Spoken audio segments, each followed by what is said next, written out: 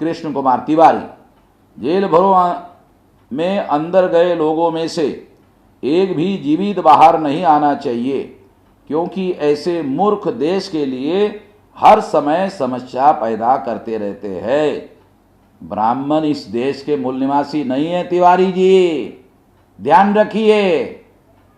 और आपका telephone number और पोस्टल एड्रेस भेज दीजिए। जब आप किसी को मारने के लिए कह रहे हैं तो आप कानून का उल्लंघन कर रहे हैं, जान रखिए।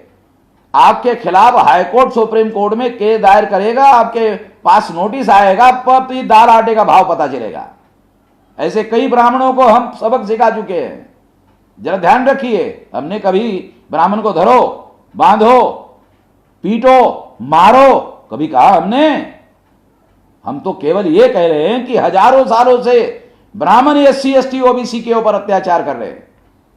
संविधान लागू होने के बावजूद भी और हमारी संख्या बहुसंख्य होने के बावजूद भी आप लोगों ने कानून और संविधान का विरोध करते हुए देश पर कब्जा किया हुआ है। यही असंवैधानिक बात आप कर रहे हैं ना।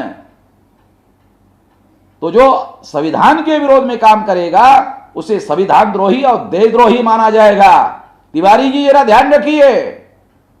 राज टीवी, वामन मेश्राम जी, क्या तुमने उन मजदूरों की जाति का पता कर लिया?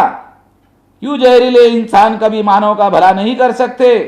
तुम्हारी सोच इतनी जहरीली है तो तुम ब्राह्मण क्षत्रिय बनिया को मरवा डालना चाहते हो। तुमने जितना जहर बो दिया है, राज टीवी वाले पता नहीं तुम कौन हो भाई।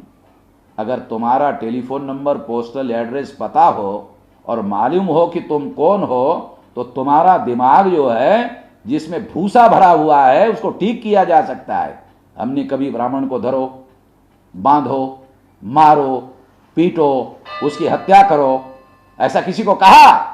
या हमारे आंदोलन के द्वारा किसी आदमी ने, किसी कार्यकर्ता ने किसी ब्राह्मण को धरा, बांधा, मारा है? कोई उदाहरण कोई बता सकते हो? मगर आरएसएस ब्राह्मणों के द्वारा जो संगठन चलाए जा रहे हैं उनसे प्रभावित होकर मुसलमानों को धर रहे, बांध रहे, मॉब लिंचिंग कर रहे, हत्या कर रहे। आपको दिखाई नहीं दे रहा? अंधे हुए हो?